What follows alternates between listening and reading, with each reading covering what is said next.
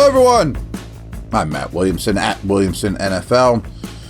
Lots of good spirits around Pittsburgh with the Steelers playing the way they are, beating a quality opponent, and your guys' mailbag questions certainly reflect that. I picked about a half dozen here to go over.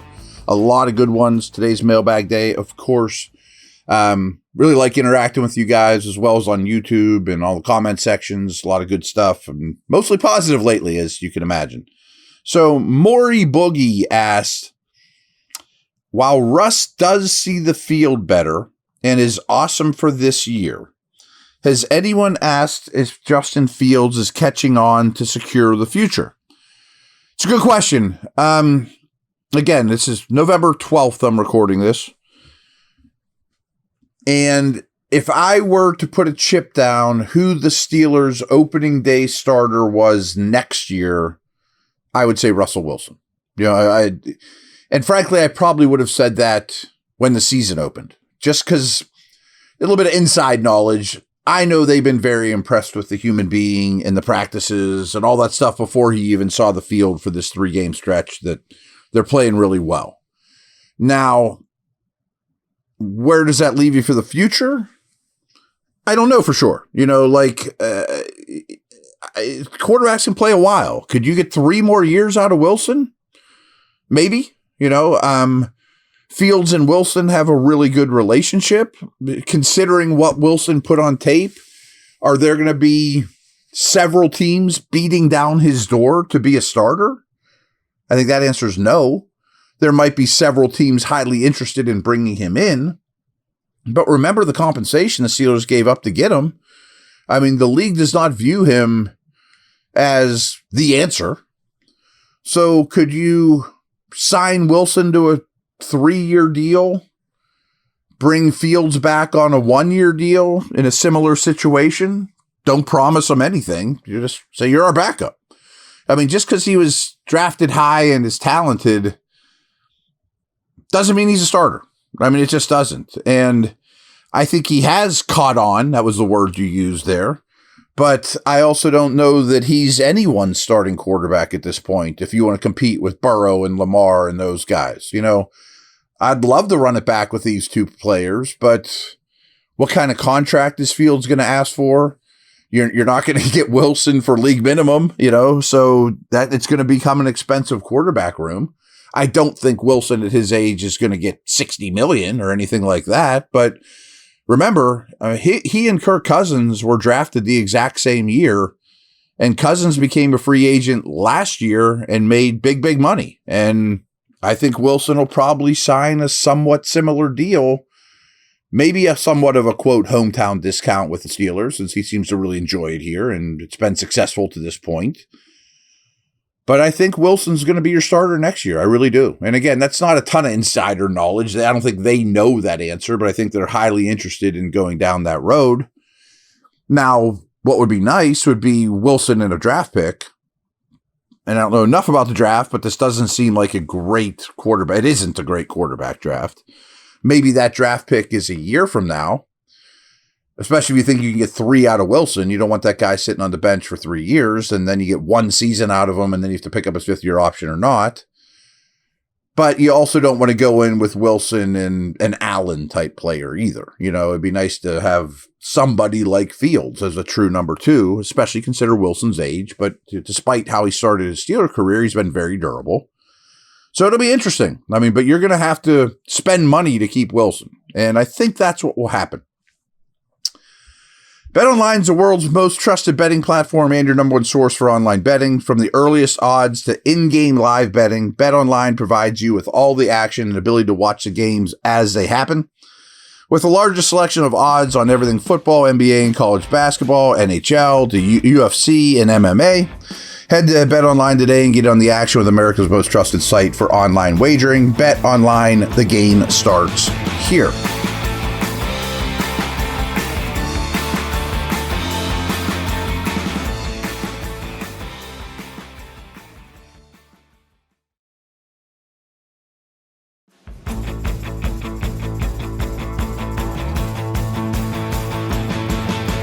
Two nuggets here from Ben Cohen.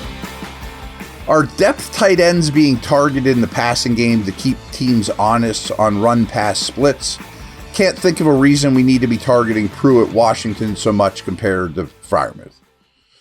I understand that. I mean, the side of this that I don't quite understand is the Freiermuth usage. He's basically getting 3, 4, or 5 targets every game. It's very consistent. He's not out there very often in 12 personnel, which is a very high percentage of their snaps. He's playing like 60% of the snaps, and he's not in that 12 personnel package with 1 back, 2 tight ends. And he's still maybe your second best receiving weapon. So I don't quite get the Freiermuth stuff. I'm fine throwing a couple passes here and there, though, to Washington and Pruitt and Hayward, less so. He's seeing less and less time. Yes, to keep people up, on their toes and to keep them honest. But you can get some pretty easy completions. I mean, some of these Washington bootleg, play action, roll out to the sidelines are an easy 8 yards, if not more. So I think you take those layups. And I'm an Arthur Smith fan, I think, as you guys know. But one of the complaints with him, especially from the fantasy community, is you don't feed your biggest dogs enough. You draft Bijan and Pitts and these guys, and you're using their backups. I understand that, but I also will say he sure used Derrick Henry a lot. He sure used A.J. Brown a lot, I think it's sort of warranted that I don't want to say spread the ball around too much, but that's also a veteran quarterback thing, is they like to keep everybody involved, and there's a mentality to it if you're a player. Like, if I'm going to go out there and block every snap and not even get a ball thrown to me, I might not be as engaged. Let me touch the football at least once in the first quarter, something along those lines. So I'm fine with how it's going, with the possible exception of why aren't we seeing more Freiermuth in all capacities? Ben also asked, how cool or Hard Knocks going to be. I'm getting pumped. I'm definitely going to watch it. I think it's an interesting situation of all AFC North, and there's so many AFC North games coming around. So I think we'll get some insight, and I think it'll be pretty cool. Yeah, I'm a Hard Knocks fan. Side note, not that you guys care about this, but parking at the Steelers facility is not easy, and the Hard Knocks crew have their trailers set up and eating up like 30 parking spots. So now it's really not easy. So I'm kind of excited them for leave, to be honest with you. Bruce asked, with him being in charge, with him being the change up back and not typically getting the same volume, is it alarming how often Jaylen Warren fumbles?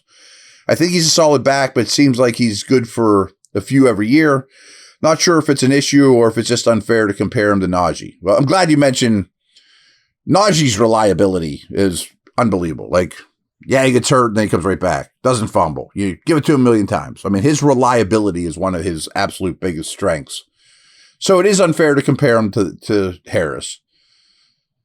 But I think it's a little alarm, I mean, again, small sample size. I didn't think that was holding the ball loosely, but it's down to goal line and it's unforgivable to fumble there in particular. So I think it's something we need to be aware of. Is this something that's going to keep trending that direction? Again, I don't think he's loose with the football, but certainly when you get the reputation, people are going to come at it even harder. Austin Porter asks, should we be using more complex blitz packages and moving TJ around more to where he sees fit to get maximum value from our best unit? I know QBs are getting the ball out fast against us, but it seems as if we're doing basic or minimal rushes to teams that would or could struggle. Flores always brought a little different wrinkle each week. I miss noticing that. Couple things here. Flores was not the defensive coordinator, and I'm sure he had input, but he was the linebackers coach. He did not call plays. I'm sure he had some game planning input, but I don't know that his absence is the reason that we've seen more vanilla defense. And coming out of the bye was the least vanilla defense we've seen yet. I mean, and some of that was Jaden Daniels specific, but it'll also be Lamar specific. I get the hunch, strong hunch, that TJ wants to only stay to the quarterback's right. He doesn't want to move around. Not that he would say, no, I'm never doing that. But it is a disadvantage for his production, for his Defensive Player of the Year campaign compared to the Garretts and Bosas and Parsons, that he only lines up in the same spot 90-some% of the time. Yes, they move him a little bit. So I do think he would be more productive if used in a more variety of ways. But he's also unselfish, and if he's eating up 2 blocks every time, that goes a long way. This needs to be said. I mean, if you can get pressure with 4 consistently, like the Steelers do when the quarterback holds the ball for more than 2.5 seconds, you're the envy of every defense in the league. So they have the thing that every defense wants the most. The sacks haven't been there, but their impact has. So it's kind of a fine line. I don't want to get too vanilla. I think that there's something to be said for that. And I have hope that they've kind of turned the corner on that. They've played really bad offenses. Before Washington, they'd played the easiest slate of offenses in the league. So they could do it. And the other thing is, too, when you get more complex, there's a better chance of a coverage bust or a missed assignment, things like that. So if you can play it straight and your checkers are better than theirs, you do it, because it's safe and productive. But I do think you're not going to see the second half of the season being nearly as vanilla as the first. Makes sense. I also think Cam Sutton's appearance is big for that as well. I don't want Beanie Bishop doing a variety of things. He's my undrafted rookie slot. Sutton can drop into a safety spot. He can go to the outside corner. He's a very versatile player on the back end too. And he didn't have that checker to this point. All right, everyone. Good stuff. One thing they did change too, though, is we talked about this yesterday, but more Benton in the nickel and more Roberts in the nickel to stop the run, get heavier, some run thumpers. So it's not like they don't change things at all. All right, everyone. Take care.